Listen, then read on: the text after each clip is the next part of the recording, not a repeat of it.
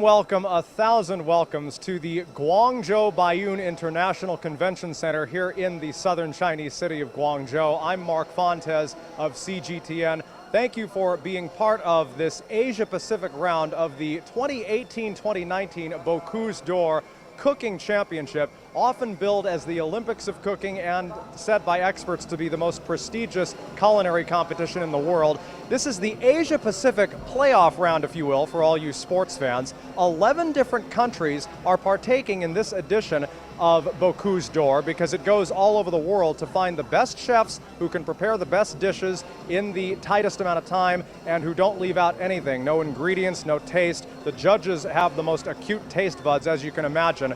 We're here at the convention center. 6 of the teams competing in this Asia-Pacific round competed yesterday. Australia, New Zealand, Japan, China, they were among those that competed. Today, we've got the 5 remaining competitors, and I've got them all in my hand, trying to go in sort of a west to east function here. We have India, Thailand, don't know how well I'm showing these off, but right in here I've got Vietnam, I've got South Korea and Singapore. We're going to try to talk to at least 2 or at least a couple of these groups as we move through this next half hour. And again, thank you so much for joining us. We hope to at least tickle your taste buds. I know you won't be able to sample the food or smell it or enjoy it where you're watching us. However, we'll try to do the best we can to showcase everything going on here.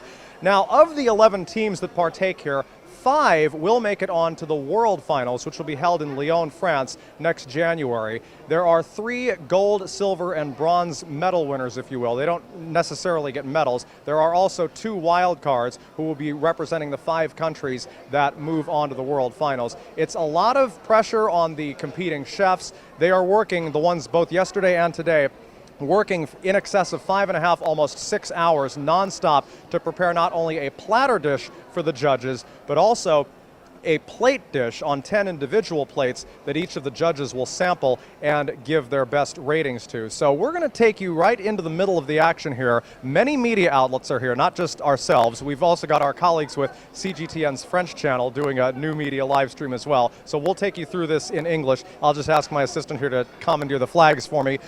As you see here, many people taking photos, both with their phones, and of course we've got media photographers getting a look at the action here. Right here to my left, probably what you're looking at right now, is the Thai team preparing the dishes that are going to be served on the platter, the Australian veal tenderloin. It is going to be served any number of ways. Each country does try to throw their own spin on it and, of course, garnish and prepare it the way that most people in their country and even international audiences would like. The Australian veal tenderloin goes on the platter. The Atlantic salmon, which is prepared in a lot of different ways too, that goes on the plates. So the judges will have a lot to feast on and a lot to grade. They look for everything, the succulence, the texture, how the dish is designed. It is a really intricate job that these teams do. Team Thailand, I'm hoping that they perform well. I've got an upcoming trip to Phuket, so I'll probably be sampling some things that they're preparing here today. Moving right along, we've got one of Thailand's nearby neighbors, Vietnam. I see Daniel Nguyen, one of these chefs here, preparing a lot of things. He's got, the boilers going, got a lot of things that are cooking on the skillet here. It's so much work, as I said. The chef's really not able to take any breaks. It's about 5 hours, 35 minutes of straight work, and most of it here in the late morning time frame, so they don't really get a lunch break. The chefs make their way in about 1 o'clock, or not the chefs, but the judges, who are chefs in their own right. The judges will make their way into the convention center about 1 o'clock. That's when they will start sampling the plate and platter dishes. Another great competing team here in Vietnam, and of course we wish them and the other 4 all very well here. I'm joined, we won't have a chance to talk to her, but a very helpful individual in Lily Ren, one of the PR people running this show. We will also, later in our webcast, talk to some very distinguished guests. We're going to try and talk to a couple of the chefs' teams. I'm going to cut in right here and see if our friends from Singapore might be able to say something to us. Eric Teo is the name of the president, or the kind of the chef's team leader, and I don't, of course, want to disturb the chefs themselves because they're very busy and they can't even take a moment to talk to us. We'll check out what's going on here.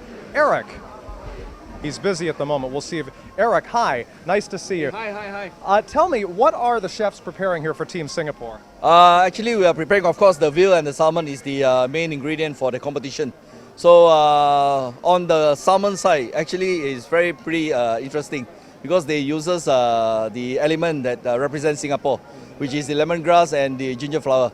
So it gives you a little bit of a palate which resembles our country, and so when you eat it, you say, oh, I feel like I'm in Singapore. But then of course it brings it to another level, which is the Bocuse level, which is the high level standard of culinary cooking technique. So we try to bring it to that level, yes. Fantastic. I know a lot of people in the U.S. think of Singapore as a vacation destination. Cuisine might not come to mind immediately, but I know that there's a lot of good cuisine, and I'm sure that's probably what you're hoping to extol here, is just get the cuisine of Singapore really represented. Yeah, that's correct. That's why we are here in the Asia selection. So every country has to have an element to represent the country. So we use this product. So hopefully the judges will be impressed, and everyone will enjoy and see how we can transform the element into Bocuse standard. Yes, and of course I don't want to disturb the chefs themselves because they're very busy. Do you mind taking a moment to tell me what are they working on exactly right now? Currently they are working on the first dish, which is the meat dish, the veal. So these are the mise en place. You can see that the mushrooms they are preparing is actually for the outer layer of the veal. So it's going to be cooked outside. It's like a dussel. And Chef Noel is the candidate. He's preparing the sauce, and actually there's a lot of work been going through, you know. Yes, I know. Yes, correct. It requires consistent hand and wrist strength to cut everything up, and then of course real precision to properly marinate everything. I know it's a lot of work. Well, thank you so much for being our guest. All the best to Team Singapore, and hopefully you're one of the 5 that make it on here. Thank you very much. I need that. Yes, thank you. Thank you, Eric. Okay, Team Singapore preparing many of their good dishes. It is a really exciting event. Of course, just stepping in here to the convention center, you're struck with the smell. I mean, yes, they are preparing the same dish at face value, if you will, the veal tenderloin, the Atlantic salmon. They're all getting prepared differently with different spices, different ingredients, different side dishes or garnishes, and then of course the sauce tends to be different for each one of the plates, and the judges all get, the judges, by the way, are from each of the 11 competing countries, so it is a fair judgment. No one gets placed above one or the other because of the wrong country judging the wrong team, so it's been billed as a very fair competition, and of course the nicknames for Bocuse d'Or, which I may have alluded to earlier, the Olympics of cooking, the most prestigious culinary competition in the world. We are now coming alongside Team India. I see our friend here talking with some of his Indian guests. India is a country that many in the West do identify as a food country with very popular cuisine, curry very popular there, rice as well as it is across most of Asia. Again, the Indian team adhering to the Australian veal tenderloin and Atlantic salmon, so preparing it as best they can. The chefs do differ each year. Last year, each country that competed had a different team of chefs, so for a lot of these chefs that you see here actually doing the work, it is their first time at Bocuse d'Or. Their president or supervisor oftentimes could be the same person, so because they know what to look for and whatnot. Finally, we're going to check out South Korea here. Sino-Korean relations have always been very strong. Of course, there's a mutual love for the culture, for the food, and I see their chefs very hard at work too. All the best to you. I know they're very busy. They can't even, take a moment to acknowledge me, but another very hard-working team. South Korea. We're about an hour and 20 minutes away from the judges making their way into the arena here, and it's a very distinguished panel. As I mentioned, most, if not all of them, chefs themselves, and definitely know how to grade these foods. Now, the 5 winners that move on will partake in the Bocuse d'Or World Championships to be held in Lyon, France, next January 29th and 30th in 2019. It'll be the 5 people that win the Asia Pacific round against 19 others from the rest of the world, from the other continents. Last year's winner of the entire thing was the US, or excuse me, it's 2017's winner more or less, so this is a every 2 years event. So 2019's winner is yet to be decided because we're not in 2019 just yet. The Asia Pacific round brings together the 9 Asian countries, the 5 that you've seen here, also Australia and New Zealand, who competed yesterday, and of course that's why they call it the Asia Pacific round, because you've got the 2 non-Asian countries partaking. They also went yesterday and enjoyed themselves. If you're able to watch on CGTN on the channel later, you'll see my interview with one of the people from the Australian team who was very excited to be here. We'll try and make our way. I know we've seen most of what the chefs are partaking in. I've got a special guest who will be along momentarily. He is someone who really has a name for the salmon, really has a reputation behind the Atlantic salmon here. Ari Jadwin, and when we get the chance to introduce him to you, I will. He is someone who, after an earthquake 5 years ago in the Himalayan regions in northwest China, not a very heavily populated area, but he went to a river and some waterways up there and discovered the cleanest, purest water, as well as fish, not tainted by mercury, not tainted by any of the other chemicals that they could be in other bodies of water. The salmon that he found is said to be some of the purest, cleanest, and tastiest salmon in the world. And as soon as we spot Ari, he may be on the other side in the I call them the cubicles where there's appetizers and whatnot. We'll try to find him, and we are planning to do a walk and talk. He's got a smoked salmon with him. This competition really scours the planet for the very best culinary experts. The chefs all work in hotels, restaurants in their home countries. They are all very distinguished chefs. The event really draws a lot of people. This is the first time Guangzhou has ever hosted the event, and it coincides with a special anniversary, the 30-year anniversary of Guangzhou being sister cities or twin cities with Lyon. And of course, both are their respective culinary capitals, Lyon of France and Guangzhou of South China. I see Team Thailand here cleaning off their cooking basin and also preparing to make another round of their specialty. A lot of stirring, a lot of chopping, a lot of frying, stir frying, you name it. And the main thing is that the finished product has to look nice aside from smell and taste very nice as well. You hear the audio getting quite loud in here. Apologies, we can't do much about that, but it's an event that generates a lot of excitement, a lot of other media besides ourselves, and it comes complete with as much fanfare as you can imagine. The team's here doing very well. We'll try and take a walk actually over to Team India. If you happen to see my story on CGTN about 2 weeks ago on an Indian restaurant in Guangzhou, it really demonstrates the close Sino-Indian relations. And I see my team is pointing me in the direction of, let's see what we've got here. Okay, we're gonna walk away from the loudest part of the noise here. We'll try to get onto the other side. Many video montages, many ways to get everyone's excitement up. The crowd here in Guangzhou, not as heavy as the crowd yesterday. We had a full house in the stands, clapping, cheering, making a lot of noise. It's of course because China was competing yesterday, so they had the home crowd pushing behind them. They aren't as, of course it is still early, they haven't made their way in just yet, most of them.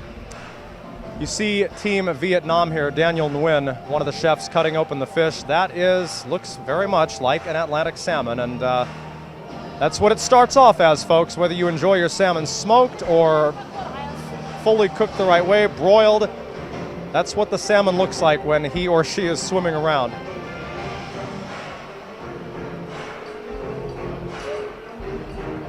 Okay. I mentioned Ari Jadwin. I do see him. It looks like he's got some other things to do for right now.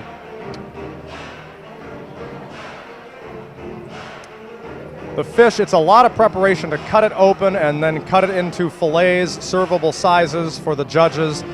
So much precision that goes into doing the best job that the teams can here. Vietnam, also another country that not many in the West think of when it comes to cuisine, but obviously they've made it to this Asia-Pacific Championship of Bocuse d'Or. So again, their chefs very talented, just like many of the teams that have been here and will come here in future years. I apologize again for the loud noise. We'll try and come this way to Team India. It's over this way with me.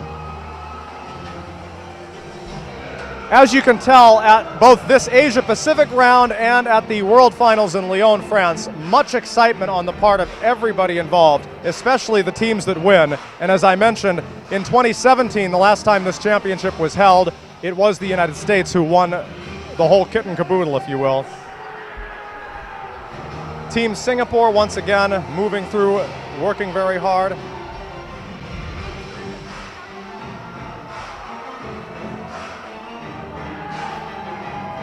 You notice a lot of the chefs of the younger persuasion because they've got a lot more agility, a lot more, maybe not as masterful as the senior chefs, but it is mostly the senior chefs who will be doing the supervising and making sure that the work is all happening according to plan. It's the younger chefs who understandably have more energy and who can last the 5.5, 6 hours that it takes to make all the food here. You see the South Korean team hard at work here.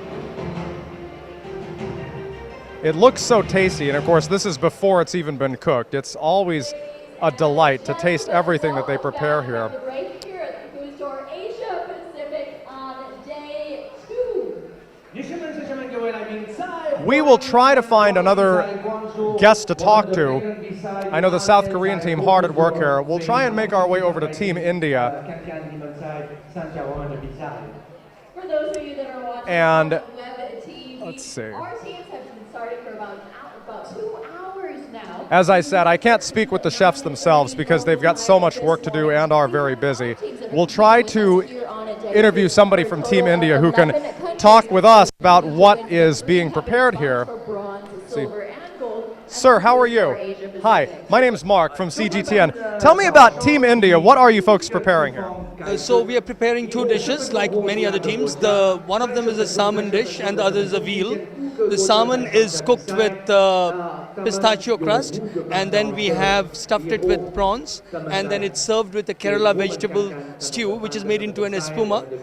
Cannelloni, which is made with cucumber and smoked salmon and flavored with sandalwood oil, and we're serving it with a flavored, which is sauce which is flavored with kokum. Now, India is a country that around the world people know for its popular food. I mean, curry, chutney, a lot of these things come to mind, but your chefs are, I'm sure, well experienced in cooking international dishes as well as the ones that the judges will be sampling here.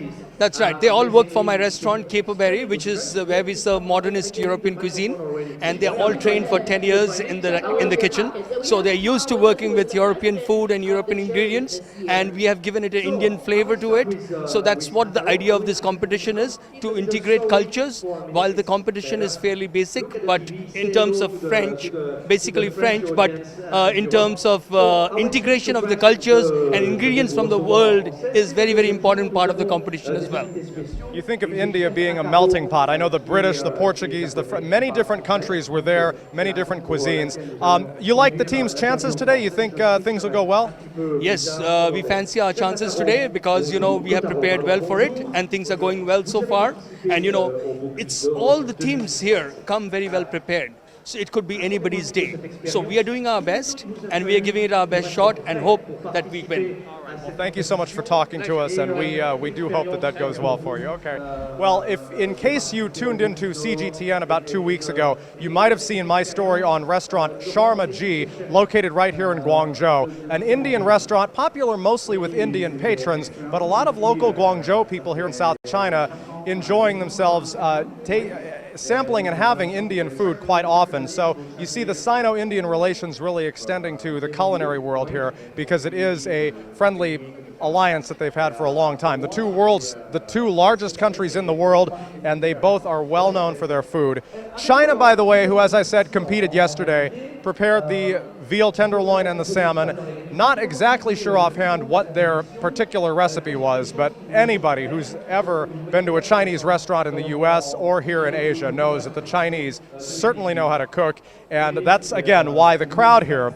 You see the fans in the stands behind me. There's not as many people as there were yesterday. Yesterday the stands were rather full and noisy, again, because China was competing yesterday, so a lot of the local crowds pushing behind their chefs. That story that you'll see that will air later today on CGTN on the channel side. I'm going to try and find our friend that I mentioned, Ari Jadwin. I know he's in the middle of another interview, so we'll wait for just another moment. Some facts about Bocuse d'Or. It has been billed as the Olympics of cooking, also the most prestigious culinary competition in the world. It's all told over 60 countries that make it to the competition round. 11 of them here at Asia Pacific, several in the Americas, several in Europe. So the competition definitely tight and definitely strong. And from this mix, 5 teams will go to the World Finals, 24 teams will compete there for that one World Championship. And it looks like we may get our chance with Ari in just a moment. He may take us to where he's got the smoked salmon that he walks around with, and he'll tell us all kinds of stories about it. Also about this Asia-Pacific round of Bocuse d'Or, first time in Guangzhou. We're here at the Guangzhou Baiyun International Convention Center. It's an honor for the city and also an honor for Lyon, France, because the mayors are friends with each other. And of course, they've both been talked about by experts as the culinary capitals, respectively, of their regions. Ari is here. Hello, how are you? Good to see you. Nice to see you. Ari Jadwin, who is a connoisseur with salmon. Tell me about it. I mean, one of the dishes that they're preparing here today is Atlantic salmon. You made quite the discovery in a river, I think it was in the Himalayas, about 5 years ago. Tell me about that. That's right. So there was a big earthquake in western China in Sichuan, one in 2008 and then another in 2013. There was a huge concentrated effort from the government to help rebuild this area. There were roads for the first time, there was electricity, and one of the things about this region is the water is untouched. It's coming straight from the Himalayas, and the water quality is amazing. So we started bringing in experts from all over the world, and to be checking the water, and found that it was unbelievably suitable, actually perfect in all of Asia, in the Sichuan mountain regions, to raise these types of fish. I know with tuna, with salmon, with several fish, mercury can sometimes be an issue, other contaminants in other bodies of water, but because this water was so clean and pure, really leads to the best tasting salmon, I'm sure, as well as the healthiest. That's right, and also it's fresh. So one of the things that is exciting about doing what I do is a lot of people in China, including chefs, are not used to dealing with fish this fresh. Normally, if it's imported, it's going to be 1 week, maybe 2 weeks old before they receive it. And we know that with fish, the fresher it is, the better. So one of the things that we're trying to do is set a new standard in consumers' minds, that one that you just for a higher level of excellence, but that also a Chinese product, things in China can be done to the absolute top level, to the best. I know salmon is traditionally thought of as a Western treat. I know a lot of different, the Jewish community I know likes it. A lot of people in the U.S. love salmon, just as dinner. But you find that it's been making more of an appearance, or even a popularity here in China? That's right. I think seafood overall is being consumed more and more and more, but especially salmon. The Chinese consumers can't seem to get enough. And what's exciting is it used to just be, okay, if there's salmon, that's good enough. But now they're starting to be able to distinguish and discern between the difference between the good salmon and bad salmon and better salmon. And so one thing is freshness, that fresh fish is really crucial. The other, one of the characteristics about our fish and the fish that you can raise in China is it's low fat. And that's actually much closer to wild salmon and how salmon is supposed to be. And so while many people are used to a very fatty fish, we're getting a lot of excitement from chefs about, wow, this fish is so lean, especially people that really understand it. This is much closer to what wild fish is, what the fish is really supposed to be. Now, also, I mean, every team here is preparing the Atlantic salmon plate dish in a different way. What's been your impression? I know you've seen probably many different ways for preparing it. What's been your impression about their cooking of it so far? Well, I'm going to cheat because I asked the judges, who are international Michelin star chefs, what they thought. And there was some pretty similar responses, which was really interesting. They said, look, this fish is so fresh and such high quality, you don't need to do much, and you really shouldn't overcook it. That it should be undercooked because there's not much fat on it. It's best, you can eat it raw, and you can just do very little to it, and it's already excellent. So the best way to really enjoy the ingredient or release the potential of the ingredient is to do relatively minimal preparation to it. Great. Okay, well, thank you so much for your insight into this. And of course, I know that the judges will be in for a lot of treats when they sample the salmon and the veal tenderloin later. Ari Jadwin, real salmon connoisseur, thank you again for being our guest. Thank you so much. All right, great to have it. Google Ari's name, Ari Jadwin. You will find him just represented well when it comes to salmon and discovering this freshwater salmon up in the Himalayas, a region that many in the West didn't even know about. And of course, it wasn't even very well populated as it was. But because of the richness and cleanliness of that water, as well as the richness of the fish, the salmon has a great taste, and it's free from mercury, from all kinds of contaminants that could be swimming around in a lot of the world's oceans. So certainly try to find the best salmon you can. I'm sure you'll find Ari's name attached to it somewhere online. We are winding down this live stream. We are just getting a sense of, I see one of my colleagues from the CGTN French channel as well, and as you see the hosts or the MCs of the event on the video board, talking with some other experts here at Bocuse d'Or, and of course they know what to look for. Many chefs hard at work, they want to do the best job that they possibly can, because every little bit counts, from the moisture of the food to the texture, the aroma it gives off, understandably, and of course the way that the dish looks. They prepare it with 3 garnishes and a sauce, the veal tenderloin that is, and the judges sample it, they try each garnish, they see how the sauce works with the veal tenderloin prepared. So, and even if the teams are not among the 5 that graduate and go to the World Finals next January, the 6 teams that go home are still champions in their own right, because they were nominated by a distinguished panel that looks for the best chefs in the best regions who work at the top-notch restaurants and hotels, and the vast majority of them are affiliated with Le Cordon Bleu and all the other great culinary agencies, if you will. So it's definitely a well-selected group. Even if you don't even see your own home country here represented, many countries are given the shot at this. And every 2 years when the winner is crowned, it's a glorious moment. The United States did it in 2017. This year, it could be anybody, honestly. I mean, the countries that we've seen here, China, I know most of the locals here would like China to win this whole thing, especially on their home turf. But again, I gotta say, Australia, Singapore, New Zealand, Japan, India, everybody who has been competing here really doing their very best, and all well deserving of a shot of at least moving on from this round and going to the World Finals. So when they win, the 3 division winners, or gold, bronze, and silver medalists, if you will, as well as those 2 wild cards, those are the 5 teams. They've got ample time to prepare for the next round, being that we're only in May. The World Finals are not till late January of 2019. So there is ample time to celebrate, of course, the victory, but also prepare what dishes they might have on hand at the championship in Lyon, France. Lyon, a couple facts about it. It is France's 2nd largest city. It is definitely on the map for being a culinary paradise, if you will. Maybe that's not the right word, but the experts here widely agree that Lyon, the culinary capital of France, Guangzhou, the culinary capital of South China, and the 2 are celebrating a 30-year anniversary of being twin cities. And that's part of the reason why Guangzhou is hosting this Asia-Pacific round of Bocuse d'Or for the very first time. We're going to move right along here. Singapore's team hard at work. We showed you Vietnam, a lot of their chefs. Some people understandably had a shorter trip here to Guangzhou. You think about Thailand, Vietnam, only about 2 hours. Oh, hi there. Only about 2 hours and change on an airplane. And then, but teams coming as far away from Australia and New Zealand, they've got to make a whole day trip out of it just to get up here.